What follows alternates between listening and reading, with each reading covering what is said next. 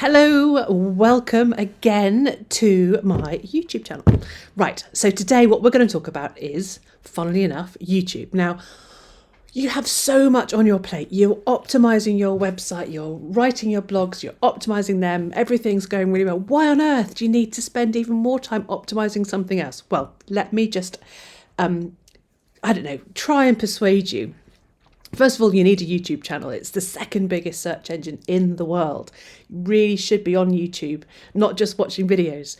So go and get yourself a YouTube channel. And if you have got a YouTube channel, you need to optimize it. There are just billions and billions and billions of people watching YouTube videos. And I want to help you make sure that you are the ones that's showing up on the first page of Google and people are finding your videos when they come to YouTube. So how do you do that? First of all, you start optimizing your channel. So today what I want to talk to you through is a few steps to optimizing your channel, and then we're going to talk about optimizing your videos. So first of all, you need a really good YouTube banner. Make sure that your banner uses a great image, make it kind of stand out, and this is a bit, I don't know, how do you do this? I'm sure you're incredibly creative. Just try and kind of summarize, use an image that kind of sums you up, sums your business up. So make it bright, make it lovely, make it engaging. Another thing you need to do on your banner is make sure that you add your website, and that you add your social media profiles, and you add your and make that subscribe button really, really clear, really obvious. Now, you can create a YouTube banner in Canva. Just head over to Canva, create your fabulous banner, then upload it to YouTube, and bang, you're done. In terms of getting your social media profiles to show up, what you need to do is you go down into the settings, set up your, add your social media profiles, your website address, and then you can choose which ones show up in that section. So go and get that banner set up. It's prime real estate. It's the first thing people see, and they'll use it to kind of decide whether you're worth listening to. So make it good, because you are. Right, what else we need to talk about? Right, channel description. So channel description is different from your video description. Your channel description gives people a really quick summary of what you're about. It makes them feel comfortable that they're in the right place, that they've made the right decision to visit your YouTube channel. So tell people about who you are. We don't need War and Peace. Like, we're talking about 2 or 3 really, really short, succinct sentences that make people feel good about their decision, to see that they're hopeful about that you will be able to provide them with a solution. Now, you can pop your website details in there again, so it links to your social media profiles. Pop that into your channel description. So that's different from your video description. We're going to talk about that later. What else do you need? So channel wise, you also need a channel trailer. It again, not a video trailer, a channel trailer. Super, super, super, super short. Like we're talking kind of reels short. 90 seconds. Just it's what people see when they're new subscribers. They see your channel for the first time.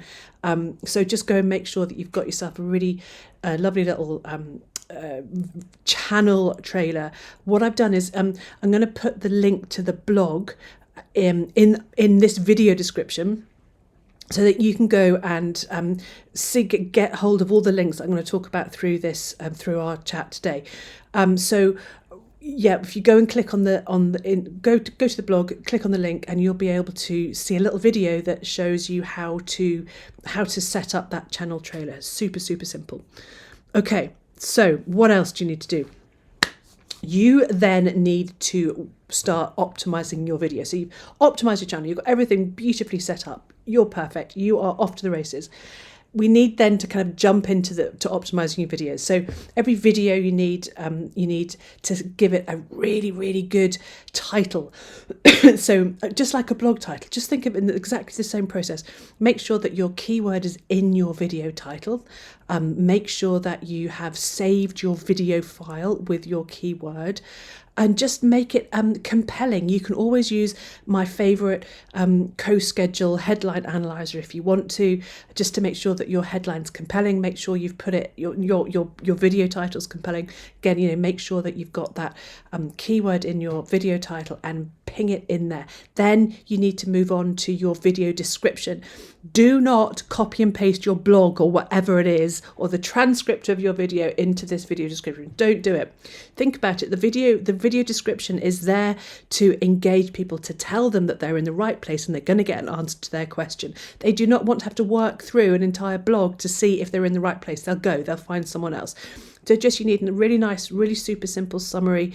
You've got 5,000 characters. Don't use them. That's about 1,000 words. Just use 2 or 3 really, really good sentences. And remember, those first 2 or 3 lines are what is actually going to show up before the show more. So tell people what your video is about and why they should watch it in 2 lines or less. That's not a challenge whatsoever. You can do it. So make sure you get your video description in there and link in the description to any useful resources. A bit like me, I'm going to link to my blog where you can find out all the links and all sorts of stuff. So use that video description as a tool to make sure that people are comfortable, that they know that you're going to be able to answer their question. They're then going to watch your video.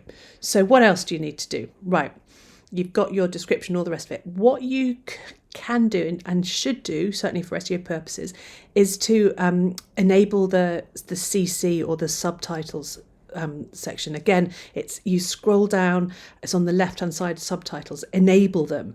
Okay, so what that does is it helps engagement, it helps accessibility, and it also helps Google understand, and YouTube and Google, what your video is about. So it's gonna understand you better and it's going to rank better. Okay, now what turning on closed captions subtitles also does is it creates means that you've got this transcript of your YouTube video, which you can which improves the accessibility. Now, okay, so YouTube's transcripts are okay.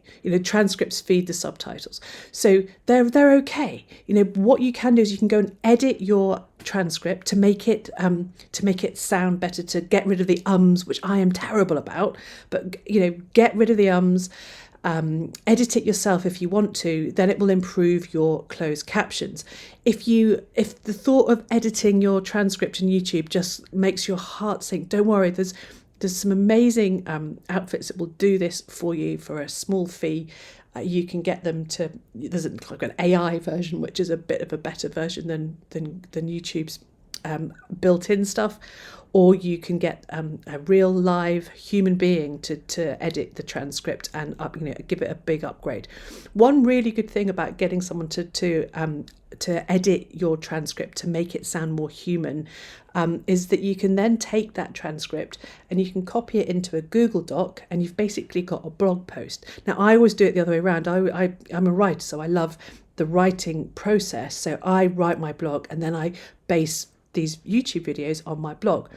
Now, if you're the other way around, you love talking more, then go and do your YouTube videos and then just pop them into you've written your blog. Okay, so that's a really good way of using a top quality transcript. Again, I use rev.com. I'll put the link in, the links in the blog, so go and check that out too. Right, what else do you need? Thumbnails. I love all this language. It's so ridiculous. Thumbnails, URL slugs, all the rest of it. Thumbnails, they're the little kind of cover you put on the video. If you don't use a thumbnail, YouTube will choose the most appalling image of you ever as the kind of the cover image for your video. Just go over to Canva, create a really good thumbnail, make it create it, make sure it's on brand, use the thumbnails, make them consistent, all that kind of thing. So what you really want to do is, again, the trust factor, the comfort factor. Make sure you use a really good thumbnail that tells people what that video is about. Don't make them work. Tell them what the video is about in the thumbnail, so they'll know, again, that you are going to solve their problem. Right. Another thing you can do is end screens. They're great. They will help you keep people on your channel. If the longer people are on your channel, the better you rank. So what happens is an end screen is just where you basically say, if you enjoyed this video, then you can go and watch something else that I've created that might help you with this problem. So you're kind of keeping people on your channel rather than them going off to watch the next, watch what's up next, whatever that thing is. So create yourself an end screen. Now, while we're talking about ends, they're really super simple to create. Again, you can go over to Canva, get a template for it, or YouTube have got their own built-in templates, which are super simple to use. So while we're on this kind of end cards, at the end screen cards kind of chat, you can use, I don't use them, you can use these things called cards, which are essentially, they're like little kind of end screens. You can pop them into your videos. So if you've got somebody editing your videos for you, you can ask them to put a little, to put these cards in. You can link to other videos on your, on your channel. You can link to other videos, other channels. You can link to other channels. They're really clever. The thing you're limited with is linking to links, unless you're a big name and you're, I think, part of the YouTube partnership program. But they're great to use. I think they're time consuming, but then I don't get people to help me with my YouTube channel yet. Okay, what else? Playlists, yes. Go and create yourself a playlist. It's exactly the same as, I don't know, something in Spotify. Just super simple to do.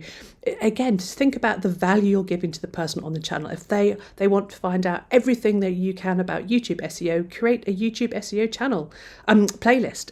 Or if people want to know about weight loss and menopause, or people want to know about, I don't know, houseplant, keeping alive certain types of houseplants. Create a playlist on those. It's a bit like your content buckets.